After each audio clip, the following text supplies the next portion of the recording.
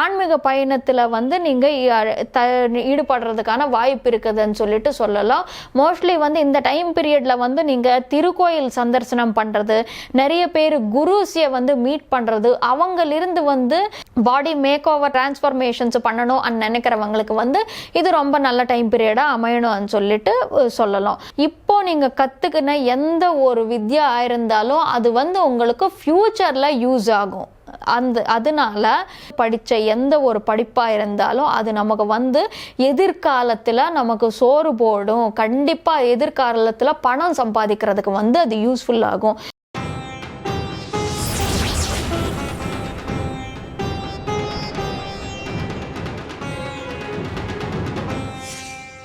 Rudran TV நேயர்கள் அனைவருக்கும் வணக்கம். நான் உங்கள் ஆஸ்ட்ராலஜர் வர்ஷினி. முதல்ல என்னோட தமிழில் தவறுகள், தடுமாற்றங்கள், உச்சரிப்பு தோஷங்களும் இருக்கும். காரணம், என்னோட பூர்வீகம் தமிழ் இல்லை. அதனால என்னோட தமிழில் ஏதாச்சும் குறைபாடுகள் இருந்தால் என்னை மன்னிச்சிடுங்க. இந்த வாட்டி நம்ம குரு வக்ரகதி பெயர்ச்சி பலன்கள் பற்றி தெரிஞ்சுக்க போகிறோம். குரு வக்ரகதியில் பெயர்ச்சி ஆகிட்டு இருக்கும்போது எல்லா ராசிகளுக்கு எந்த மாதிரியான பலன்கள் கொடுக்க போகிறாருன்னு சொல்லிட்டு நம்ம இங்கே பேச போகிறோம். அதுக்கு முன்னால் வந்து குரு வக்ர பெயர்ச்சின்னா என்ன, அது எந்த விதமான பலன்கள்ன்றது கொடுக்க போகிறதுன்னு சொல்லிட்டு நம்ம பேச போகிறோம்.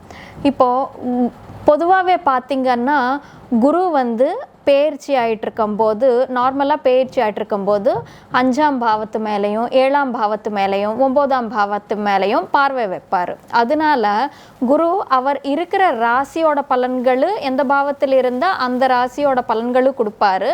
அந்த ராசியிலிருந்து 5ஆம் பாவம் 7ஆம் பாவம் 9ஆம் பாவத்துக்கான பலன்களும் கொடுக்க போகிறாரு. இப்போ வக்ர பெயர்ச்சின்னா என்ன, ரிவர்ஸ் டிரான்சிட் அப்படின்னா குரு வந்து பின்னால் நடக்க போகிறாரான்னா அப்படி இல்லை. நமக்கு சாதாரணமாக வந்து பொதுவாகவே இந்த யூனிவர்ஸ் சோலார் சிஸ்டத்தில் நம்ம பார்க்கும்போது பூமி ஆகட்டும் மற்ற கிரகங்கள் ஆகட்டும் ஒரு கக்ஷையில் வந்து சுற்றிட்டு இருக்கோம், ஒரு சர்க்கிளில் வந்து சுற்றிட்டு இருக்கோம்.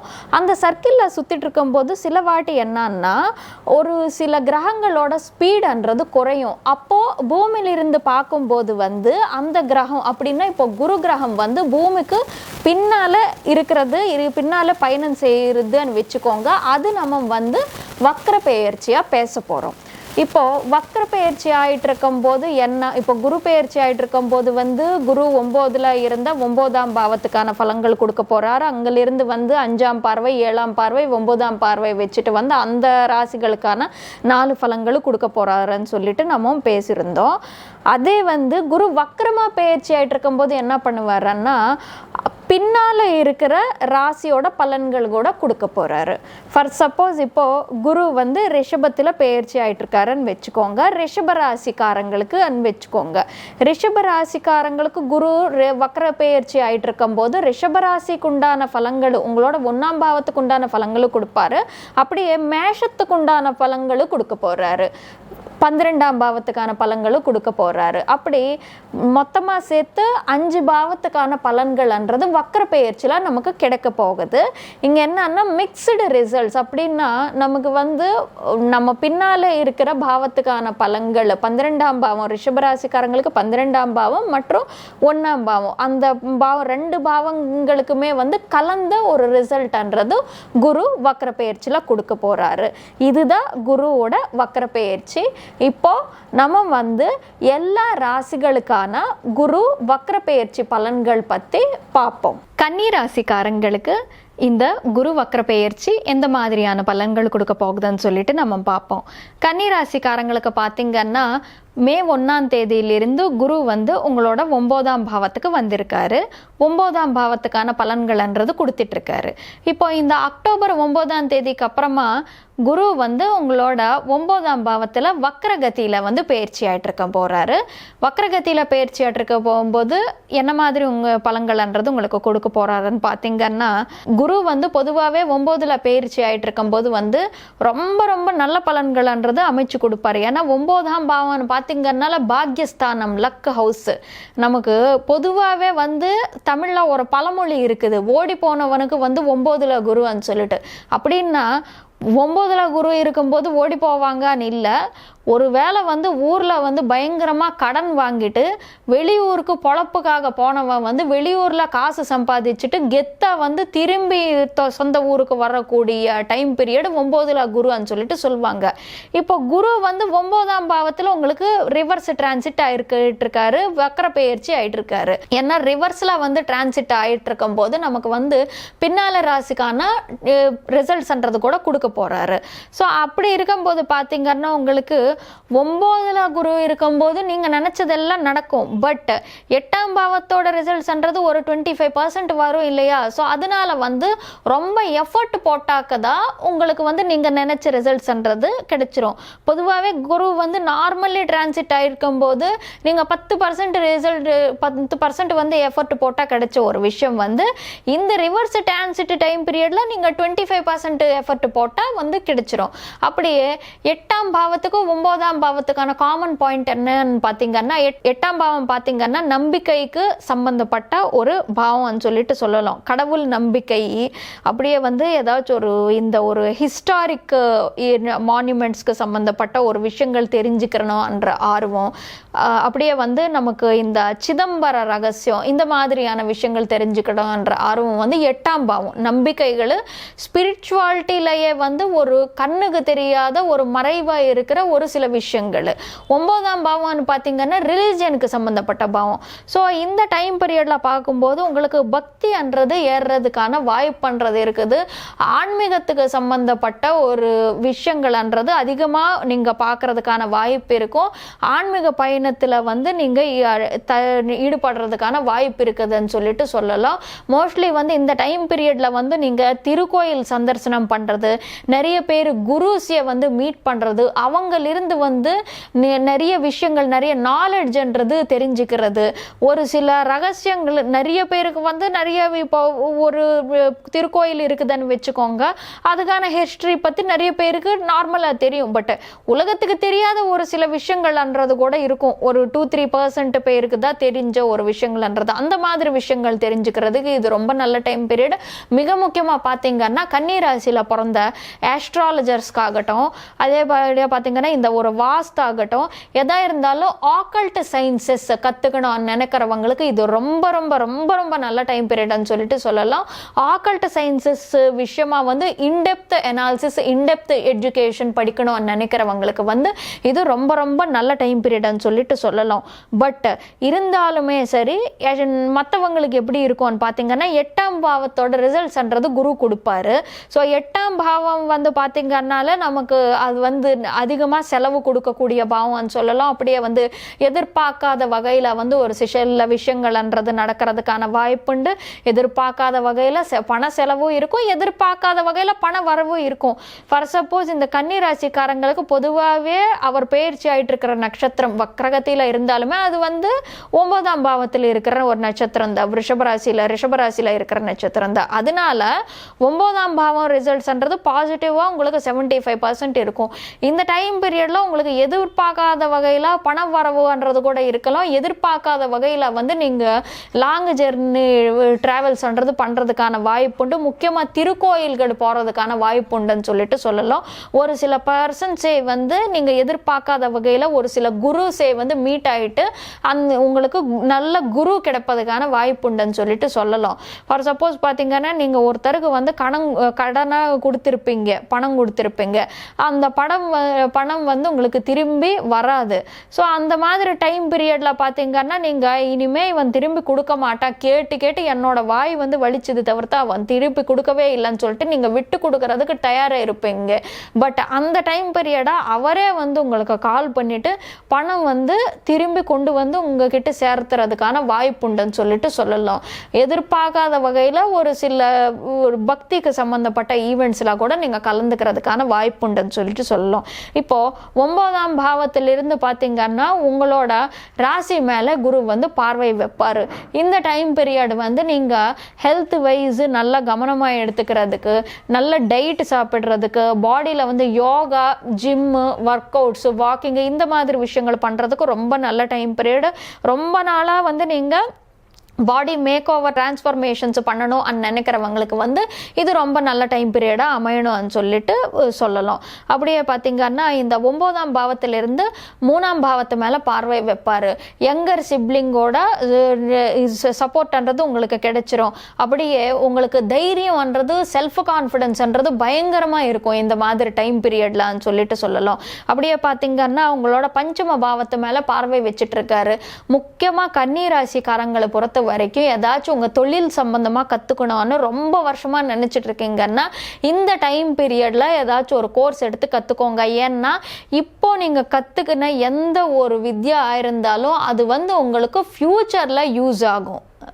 அதனால ஏதாச்சும் ஷார்ட் டர்ம் கோர்சஸ் பண்ணுறவங்க தான் இருந்தாலும் இல்லாட்டி வந்து ஏதாச்சும் ஒரு இதில் வந்து ஒரு ஸ்பெசிஃபிகேஷனில் மாஸ்டர்ஸ் ப்ரோக்ராம் பண்ணுறதா இருந்தாலும் இது ரொம்ப ரொம்ப நல்ல டைம் பீரியட்னு சொல்கிறேன்.